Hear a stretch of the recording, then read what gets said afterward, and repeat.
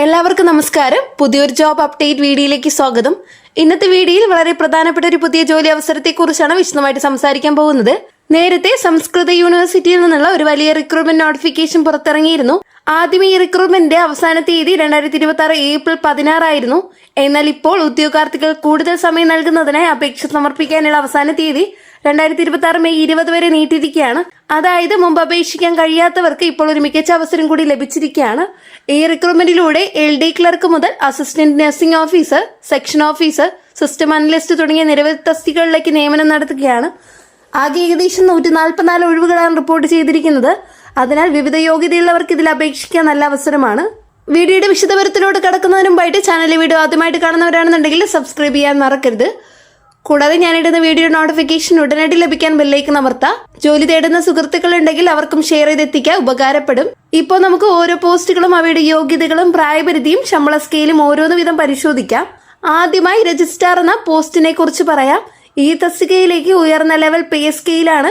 ഏകദേശം ലെവൽ 14 അപേക്ഷിക്കാൻ പരമാവധി പ്രായപരിധി വരുന്നത് 56 വയസ്സ് വരെയാണ്. ഈ പോസ്റ്റിലേക്ക് അപേക്ഷിക്കാൻ കുറഞ്ഞത് 55% മാർക്കോടെ മാസ്റ്റർ ഡിഗ്രിയും ഏകദേശം 15 വർഷത്തെ എക്സ്പീരിയൻസും ആവശ്യമാണ്. അടുത്തതായി അസിസ്റ്റന്റ് രജിസ്ട്രാർ പോസ്റ്റ് ആണ്. ഇതിന് പ്രായപരിധി 40 വയസ്സ് വരെയാണ്. അതുപോലെ സിസ്റ്റം അനലിസ്റ്റ് പോസ്റ്റിനും 40 വയസ്സ് വരെ പരമാവധി പ്രായം പറഞ്ഞിട്ടുണ്ട്. ഇനി സെക്ഷൻ ഓഫീസർ പോസ്റ്റിലേക്ക് അപേക്ഷിക്കാൻ ബാച്ചിലർ ഡിഗ്രി ഉണ്ടായിരിക്കണം. കൂടാതെ കുറഞ്ഞത് 3 വർഷത്തെ എക്സ്പീരിയൻസ് ആവശ്യമാണ്. ഈ പോസ്റ്റിന് പ്രായപരിധി 35 വയസ്സ് വരെയാണ്. ഇനി നഴ്സിംഗ് ഓഫീസർ പോസ്റ്റിലേക്ക് അപേക്ഷിക്കാൻ BSc നഴ്സിംഗ് അല്ലെങ്കിൽ പോസ്റ്റ് ബേസിക് BSc നഴ്സിംഗ് പഠിച്ചവർക്ക് അപേക്ഷിക്കാം. ഇതിലും പ്രായപരിധി പറഞ്ഞിട്ടുള്ളത് 35 വയസ്സ് വരെയാണ്.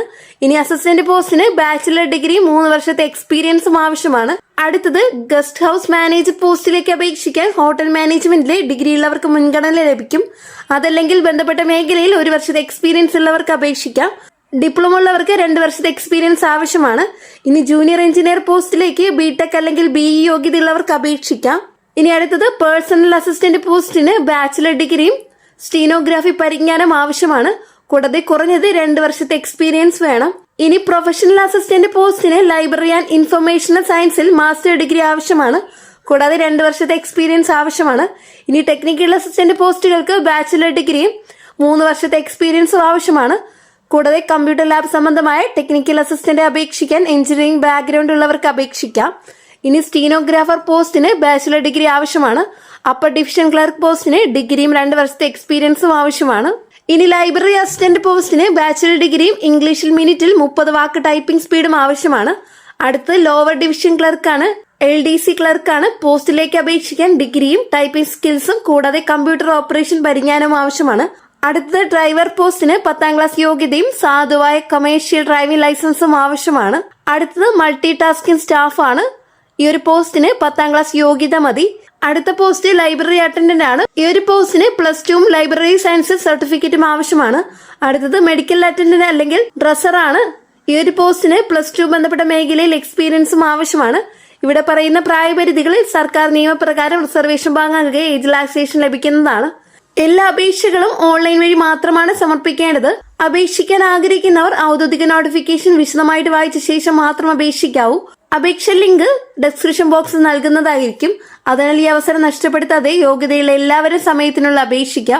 അവസാന തീയതി 2026 മെയ് 20 ആണെന്ന് വീണ്ടും ഓർമ്മിപ്പിക്കുന്നു.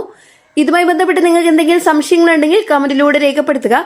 ഇനിയും ഇതുപോലുള്ള state government, central government job update ലഭിക്കുന്നതിനായിട്ട് ചാനൽ സബ്സ്ക്രൈബ് ചെയ്യുക. കൂടാതെ തൊട്ടടുത്ത് കാണുന്ന ബെല്ലൈക്കൺ അമർത്താം. ഞാനിടുന്ന വീഡിയോ നോട്ടിഫിക്കേഷൻ ഉടനടി തന്നെ നിങ്ങൾക്ക് ലഭിക്കുന്നതായിരിക്കും. ഇതുകൂടാതെ ജോലി തേടുന്ന സുഹൃത്തുക്കൾ ഉണ്ടെങ്കിലും അവർക്കും ഷെയർ ചെയ്ത് കൊടുക്കുക, ഉപകാരപ്പെടും. നെക്സ്റ്റ് ഒരു ജോബ് അപ്ഡേറ്റുമായിട്ട് കാണാം. എല്ലാവർക്കും നന്ദി, നമസ്കാരം.